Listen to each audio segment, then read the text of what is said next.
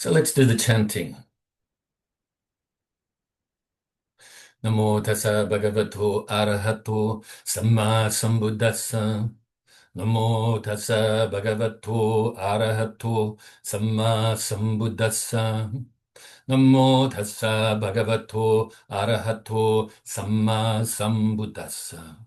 Buddham saranam gacchami, Dhammam saranam gacchami, Sangham saranam gacchami, Dudayambi Buddham saranam gacchami, Dudayambi Dhammam saranam gacchami, Dudayambi Sangham saranam gacchami, Tadayambi Buddham saranam gacchami, Tadayambi Dhammam saranam gacchami, Tadayambi Sangham saranam gacchami. Namo Buddhaya, Namo Dharmaya, Namo Sanghaya. Namo Buddhaya, Namo Dharmaya, Namo Sanghaya. Namo Buddhaya, Namo Dharmaya, Namo Sanghaya. I take refuge until I am enlightened in the Buddha, the Dharma, and the Sangha. Through the positive potential I create by practicing the six paramitas, may I soon attain enlightenment in order to benefit all sentient beings. I take refuge until I am enlightened in the Buddha, the Dharma, and the Sangha.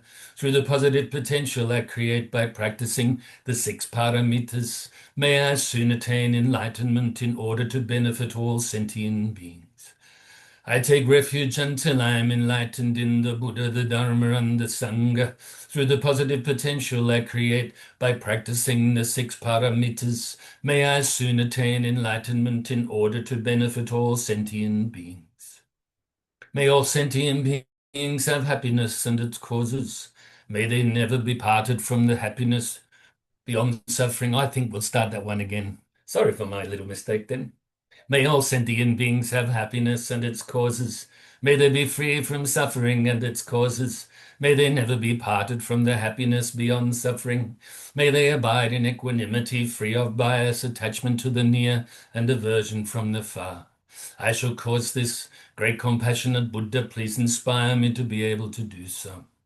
Reverently I prostrate with my body, speech, and mind, and present clouds of every types of offerings, actual and mentally transformed.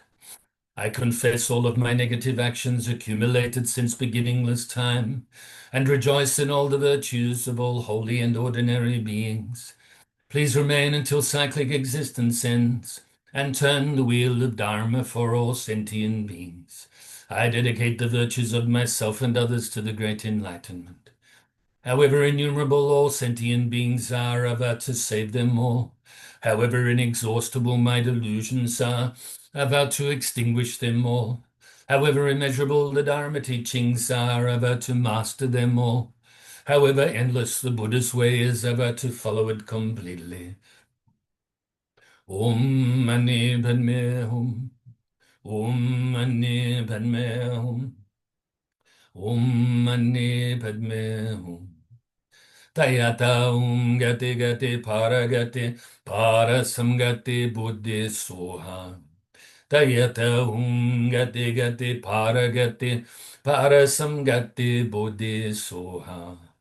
Tayata gati gati para samgati buddhi soha. Yes, I was almost not going to wish that beings be free from suffering then, and free from the causes of suffering. But, the thousands and thousands and thousands of times I've recited that verse over the decades, I'm allowed to make a mistake every now and then. As long as I practice it, isn't it? So practice the bodhicitta intention. Practice the four immeasurables. Then we can every now and then stumble over the words. Okay, so let's do some meditation now. Initially to release any tension we may have in the body. So get comfortable and bring your mind inside your body. Release the tension from the bottom of the body to the top. So releasing whatever tension you may have around your feet.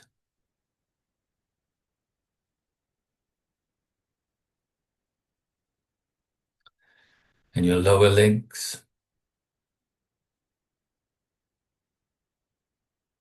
knees, upper legs,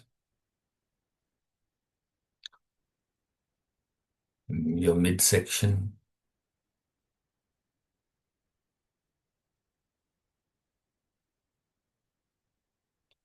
further up your torso, all the way up, center of the back, the upper back, between your neck and shoulders, and then down slowly to the tips of your fingers,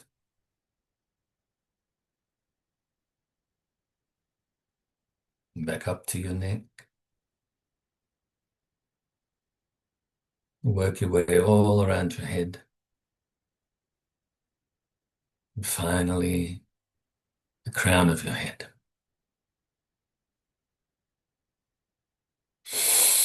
So now scan your body once more to see if there's any leftover tension that you're able to release. And if there is, do so.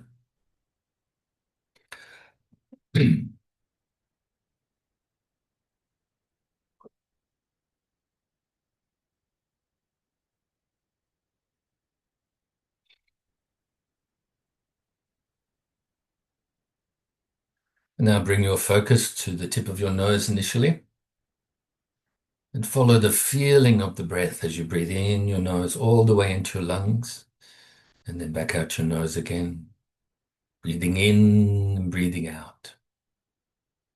Focusing on the feeling of the breath as you breathe in and out.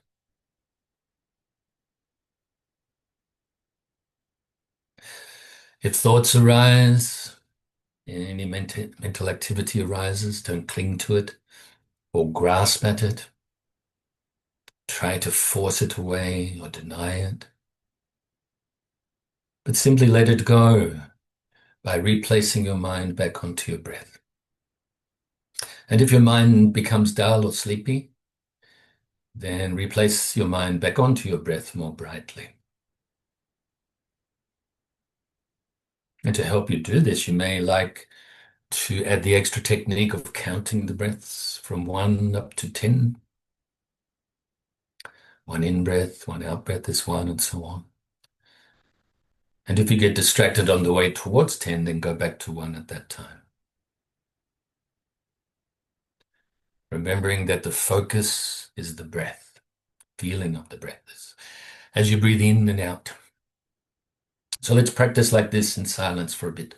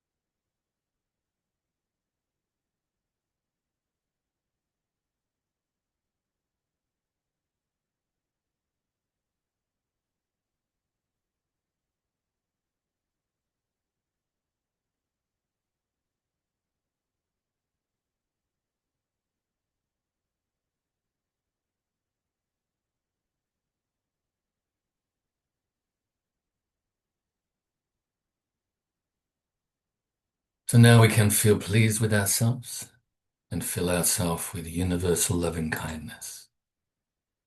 Can utilize the visualization technique of visualizing that we are filling our whole being with the white light, which represents the universal loving kindness.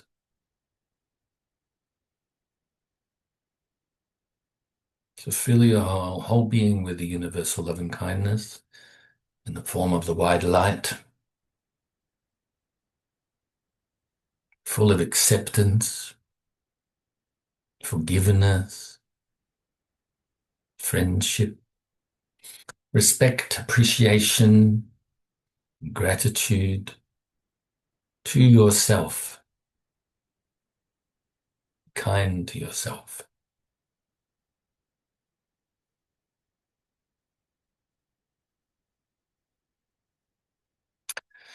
Fill yourself with so much universal loving kindness that it now overflows and radiates outwards, initially to our loved ones, family, and friends. Fills them with the universal loving kindness as well. May they be happy, free from suffering, and be peaceful.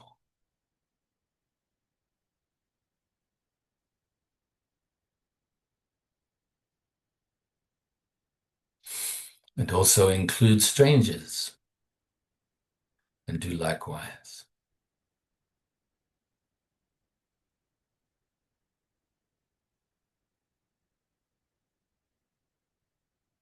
And those beings you may regard as enemies as well. May all of these people be happy, free from suffering, and be peaceful. So now let's radiate this love and kindness out further and further distance-wise, starting around our immediate area to all sentient beings now.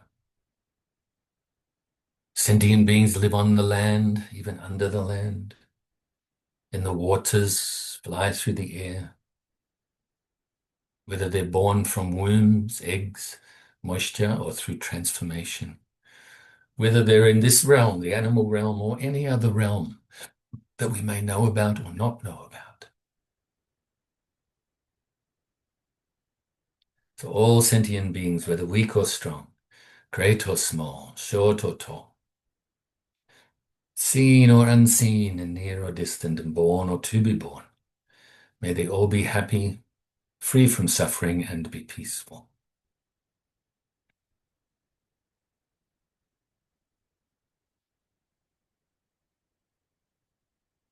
And now radiate the love and kindness out throughout your whole state or county.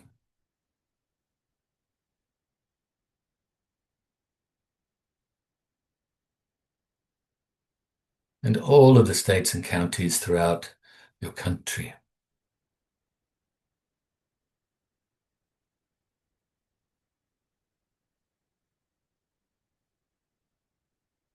And to all of the countries throughout the world. Those you have an affinity towards, those you're indifferent towards, as well as those that you have some negative feelings towards. Also have your loving kindness pervade throughout all of the oceans and other bodies of water, down to the core of the earth and to the outermost atmosphere. Keep radiating further and further now, beyond this planet, throughout the whole solar system. And all of the solar systems throughout the galaxy. And all of the galaxies throughout the universe and beyond. Until your loving kindness pervades throughout infinite space.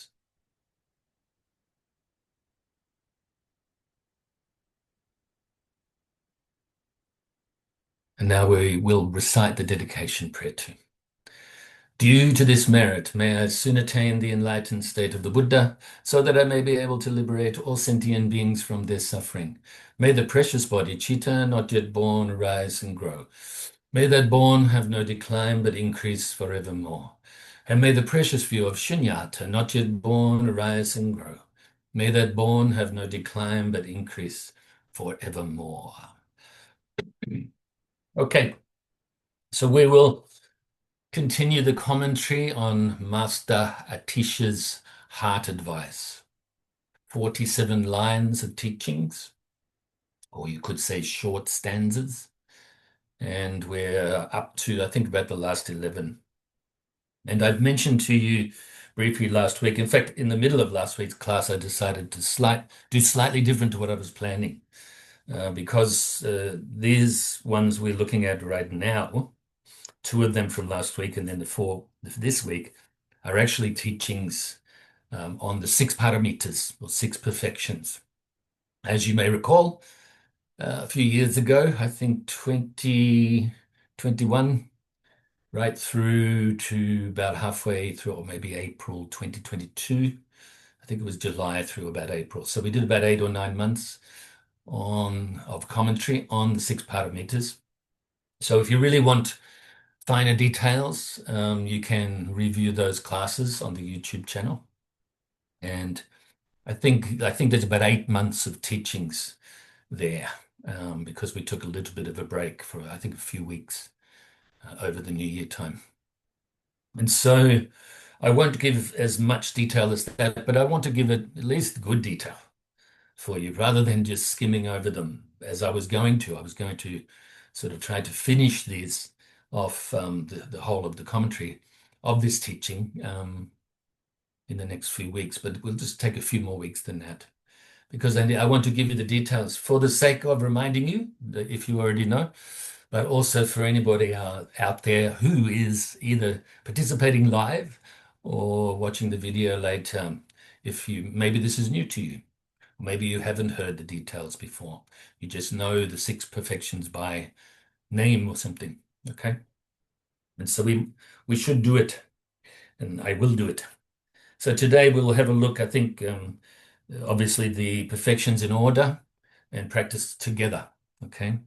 And then we can see how we go the rest of the day today, later, I should say, after I do that.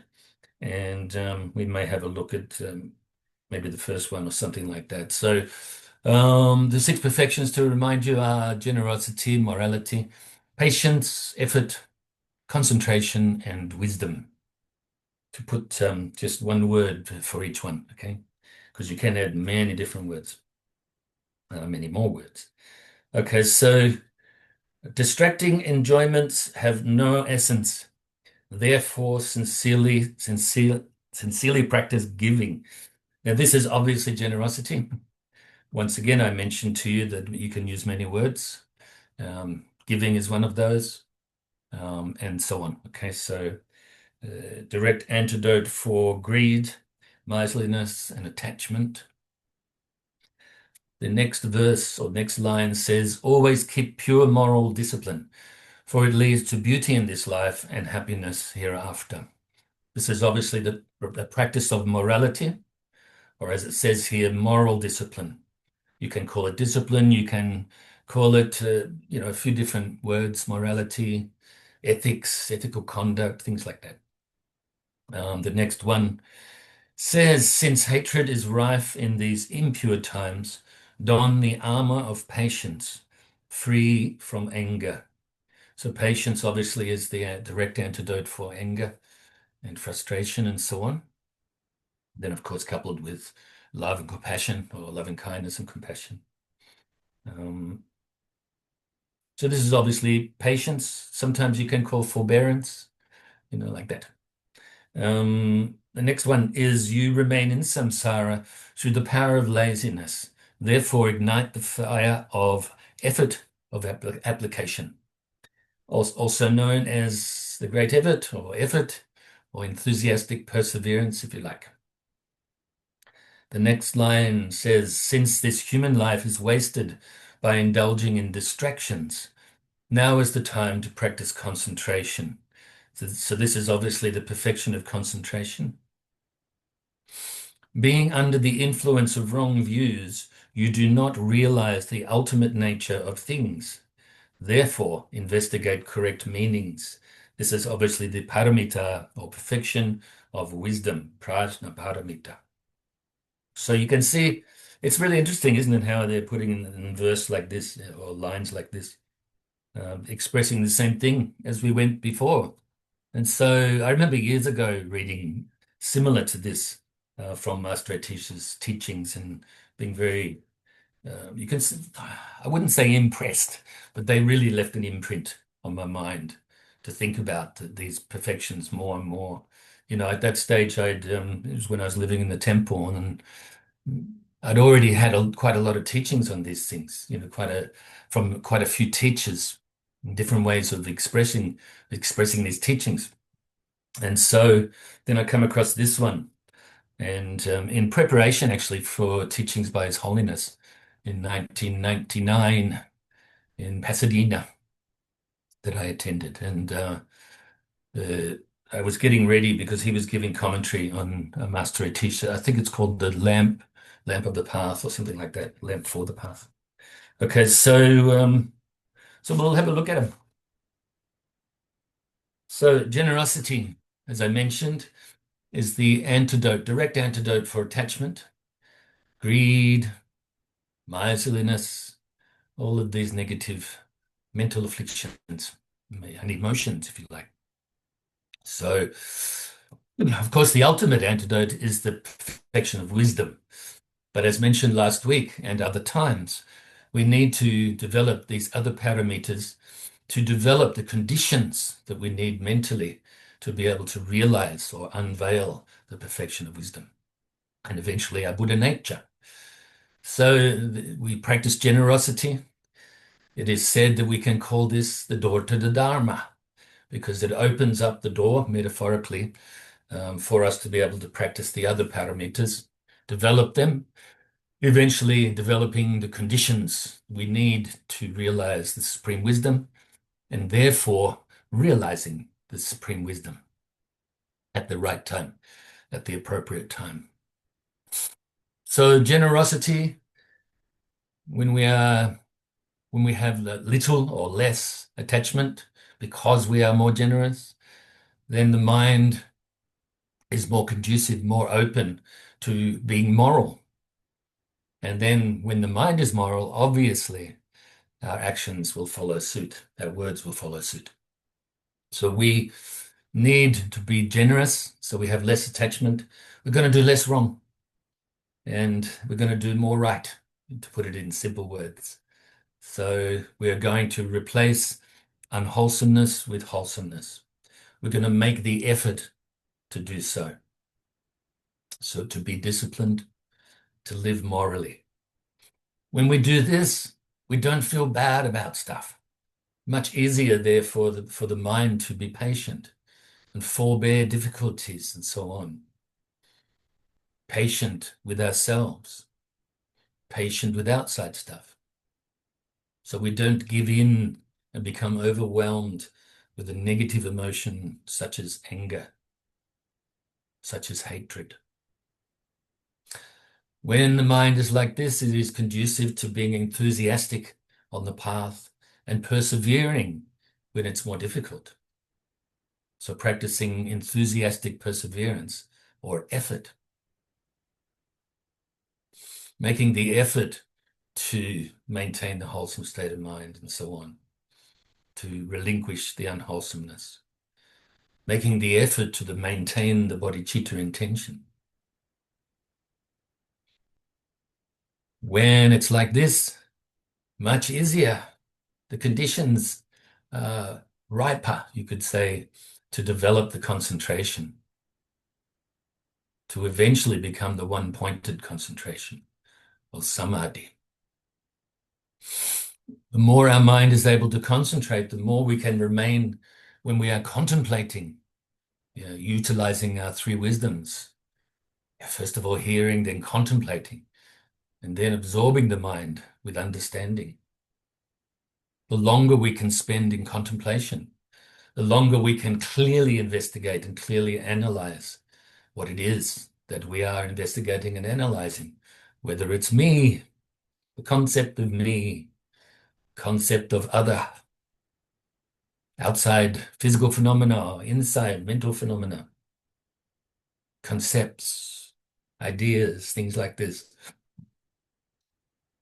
So the more that we have the clear concentration with a good length of time to be able to have clear concentration, the more we can utilize our intellect to investigate and analyze and realize what is real, what we call reality, eventually ultimate reality. Of course, right now we are working with the relative, so we can utilize the relative reality to eventually penetrate it and go beyond to what we can call ultimate reality. Once again, these are just words. Okay, so still dualistic expression, you could say, or dualistic concepts like that. And so this is practiced in order, but also altogether. So generosity helps us to be moral. Morality helps us to be patient, to deal with stuff without getting upset. This helps us to continue to make the effort enthusiastically in the right direction, to develop this concentration and eventually realize the supreme wisdom. And so this is, like I said, in order, because they are in order, but also they are not separate. So you could say that they're all interdependent, interconnected, these parameters, but we split them up because we have mental afflictions. And because each one of these parameters is like an antidote to eventually eradicate or relinquish these negative emotions. But of course, they're all based on supreme wisdom. We don't have the supreme wisdom right now, so we need to practice the other ones in an order, altogether, and individually. All right? So, what are the opposites? You could say the opposite of generosity, I alluded to it before, is greed or miserliness or attachment and aversion, dualistic thinking that comes from ignorance, lack of understanding. What is the opposite of morality? Immorality or unwholesomeness. Obviously, if we're not moral, then we are going to be doing or thinking, first of all, things you could say in an evil way or an unwholesome way, which will lead to unwholesome acts of the body and of the speech. What's the opposite of patience? Impulsive reacting, isn't it? And anger, frustration, even hatred. At very least, small amount of dislike. What is the opposite of effort? The master alluded to it in his line here in his teachings. Laziness, mental laziness. Sometimes very, you could say, obvious laziness, but there's also what we can call active laziness. Filling our time with distractions, thinking we are busy, or I should say, making ourselves busy so that we don't have to practice, making excuses for not practicing, active laziness. Obviously, the opposite of having a concentrated mind is having a distracted mind, an agitated mind. It's going between extremes of overly busy, like a clock, in a pendulum. Overly busy, distracted, dull.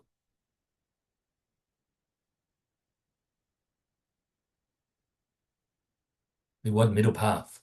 We want this concentration to be clear. to be consistent, not having distractions all the time, the mind going from thought to thought, from story to story, from worry to anxiety, from anxiety to worry. Very little peace of mind when it's like that. So we want to develop this peace. We want to develop this concentration. What's the opposite of wisdom? We call it ignorance. Sanskrit word vidya means to know. Avidya means not knowing or lack of knowing. The Pali word for that's very similar, vijja or avijja. So they're the opposites. So we want, as we practice these perfections, we want to sort of destroy the negatives, if you want. Overcome, like totally overcome the negatives by replacing it with the positives initially. Eventually to go beyond all of this duality. So today I wanted to explain this a little bit different to the way that I've done it in the commentary in the past on numerous occasions. As I mentioned, most recently, the detailed commentary came from about July 2021 to April 2022. And if you want, you can have a look at those videos, like I mentioned. Today, I wanted to just speak about it slightly different. And so I have. Okay, so hopefully you enjoyed that. And from, like I said, next week, I will actually go into some more detail of each one. But to finish up today's class without much detail, I'll actually mention the 3 different types of each paramita.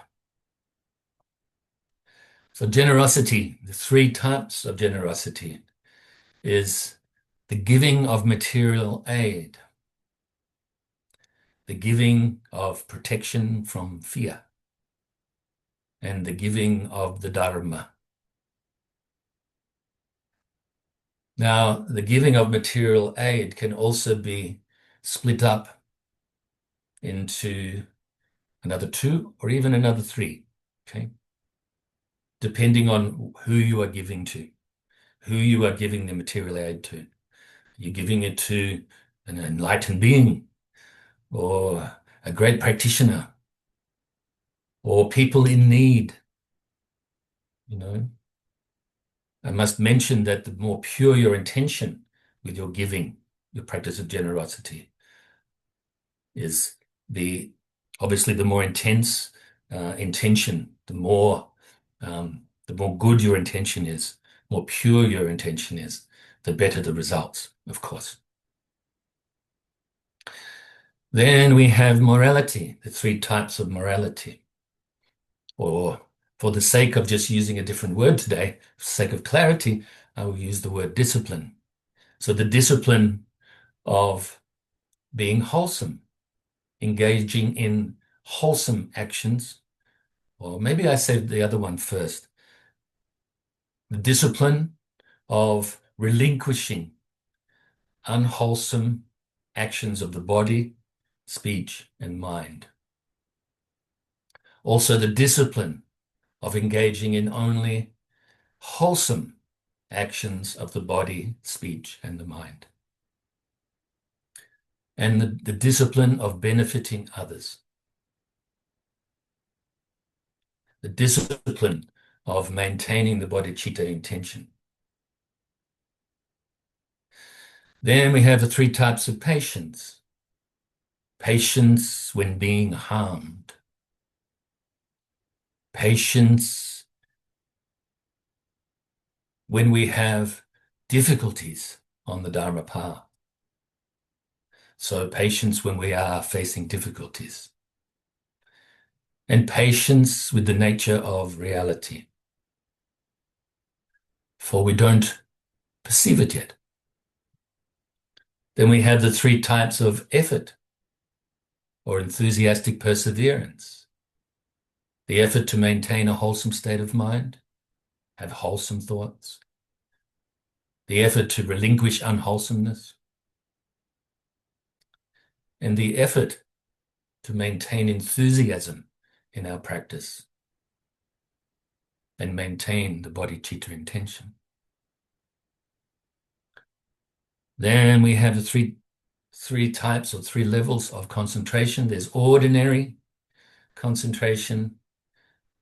Then there is extraordinary concentration. And then, of course, we have the concentration of the high-level bodhisattvas. And you could almost say the Buddha, but actually there's no point in mentioning that word, concentration, because Buddha already fully enlightened. Then we have loosely the three types of wisdom. The wisdom we acquire through hearing, the wisdom we acquire through contemplation, and the wisdom we acquire through meditation or mental absorption. So the six paramitas: generosity, morality, patience, effort, concentration, and wisdom. And I won't read them to you again. I'll do that next week because I know that we're almost finished today. Class goes by so quickly sometimes. So there is no time. I rejoice in your goodness always, in your Dharma studies and hearing the Dharma, in your contemplation, in your meditation, and sharing the Dharma with others through your vibes and other ways. Namo Buddhaya, Namo Dharmaya, Namo Sanghaya. I'll see you next week. Look forward to it. Have a good day.